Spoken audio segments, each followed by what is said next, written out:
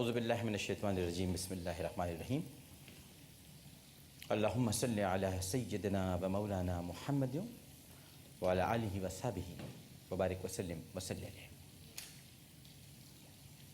پاکستان میں موجود تمام ہی ناظرین کو، پاکستان سے باہر بھارت متحدہ عرب امارات، تمام خلیجی ریاستیں، مکہ مکرمہ، مدینہ منورہ اور وہاں سے آگے تمام یورپی ممالک، بالخصوص برطانیہ، France, Spain, Italy, Germany, Sweden اور وہاں سے بھی آگے ریاست متحدہ امریکہ، ساؤتھ افریقہ اور جہاں جہاں اس وقت ARY ڈیجیٹل نیٹ ورک کی خصوصی ٹرانسمیشن رحمان رمضان سحر عامر کے ساتھ شہر رمضان سے دیکھی جا رہی ہے، وہاں ٹیلی ویژن سیٹس کے سامنے موجود تمام ہی ناظرین کو انتہائی محبت، خلوص، ادب اور احترام کے ساتھ عامر لیاقت حسین کا السلام علیکم۔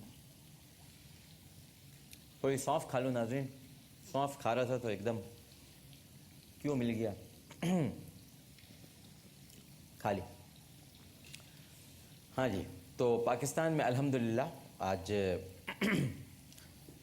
الحمدللہ اللہ کا بڑا کرم ہے کہ آج پاکستان میں 24واں روزہ اختیار کیا جائے گا اور پاکستان سے باہر بعض ممالک میں آج 25واں روزہ اختیار کیا جائے گا، یعنی پاکستان میں آج 24 رمضان المبارک 1432 ہجری جمعرات کا دن 25 اگست 2011، اور جہاں پر آج 25واں روزہ اختیار کیا جا چکا ہے وہ تو آگے بڑھ ہی رہے ہیں، لیکن ہماری بھی آج افطار کے بعد 25ویں شب ہو جائے گی، یعنی تیسری طاق رات۔ ناظرین کرام، شیخ سعدی بڑے اچھے لگتے ہیں مجھے ان کے واقعات اور ان کی حکایات جب میں پڑھتا ہوں۔ کبھی موقع لگے تو آپ بھی، بازار میں کتابیں ملتی ہیں شیخ سعدی رحمہ اللہ تعالی کی حکایات یا مولانا جلال الدین رومی کی حکایات ضرور پڑھا کریں، بڑا دل کو سکون ملتا ہے۔ شیخ سعدی علیہ رحمہ فرماتے ہیں کہ انسان جتنی محبت کا مظاہرہ دنیاوی رزق اور دولت کے لیے کرتا ہے، اگر اتنی ہی محنت، کتنی پیاری بات ہے، دیکھیے آگے کہہ رہے ہیں، اگر اتنی ہی محنت رزاق اور موت دینے والے کے لیے کرے تو اس کا مقام فرشتوں سے بڑھ کر ہوگا، مگر انسان اللہ کے ساتھ کاروبار کرتا ہے۔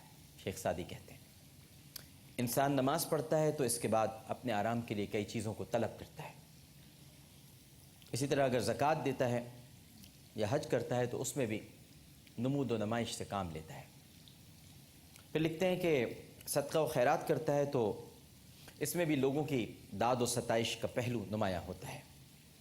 اگر انسان یہی عمل صرف اور صرف اللہ کی خوشنودی اور اس کی رضا کے لیے کرے تو بارگاہ الہی میں اس کا مرتبہ بہت بلند ہو جاتا ہے اور وہ نعمتیں بھی اسے حاصل ہو جاتی ہیں جن کی وہ تمنا کرتا ہے۔ صحیح بات ہے ناظرین کرام کہ ہم سب در حقیقت، شیخ سعدی نے شاید صحیح کہا ہے، ہم سب کاروبار کرتے ہیں۔ ایک بزرگ کا قول ہے ناظرین کرام کہ میں نے 50 سال میں 5000 کتابوں کا مطالعہ کیا۔ 50 سال میں 5000 کتابیں وہ انہوں نے پڑھی۔ کہنا آسان ہے لیکن واقعی کرنا بہت مشکل ہے۔ اور اب آگے کی بات سنیے ان کی، وہ فرماتے ہیں کہ میں نے ان 5000 کتابوں میں سے صرف 5 باتوں کو اپنے لیے قابل عمل پایا۔ ذرا نچوڑ دیکھیے آپ، نچوڑ کہتے ہیں نا عرق کسی چیز کا۔ اب مثال کے طور پر یوں سمجھاؤں آپ کو کہ ہمارا جو پورا رمضان المبارک ہے، آپ بتائیے اس کا نچوڑ کیا ہے؟ لوگوں کو، بہت سے لوگوں کو نہیں پتہ۔ ہم سمجھتے ہیں کہ اس کا نچوڑ جو ہے وہ عید ہے، لیکن ناظرین کرام اس کا نچوڑ ہے لیلۃ الجائزہ۔ یہ وہ شب ہوتی ہے جو عید کی شب ہوتی ہے، یعنی جس دن عید ہے نا اس سے پہلے جو شب ہے وہ لیلۃ الجائزہ ہے۔ ہم اس دن کیا کرتے ہیں؟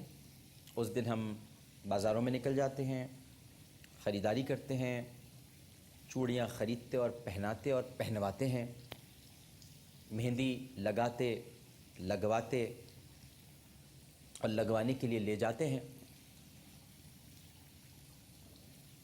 دکانوں کے باہر ایسے ہی کھڑے ہو جاتے ہیں۔ پتہ ہے نا کن سے بات کر رہا ہوں میں؟ تو یہ لیلۃ الجائزہ ہوتی ہے، اور یہ رمضان المبارک کا نچوڑ ہے ناظرین کرام۔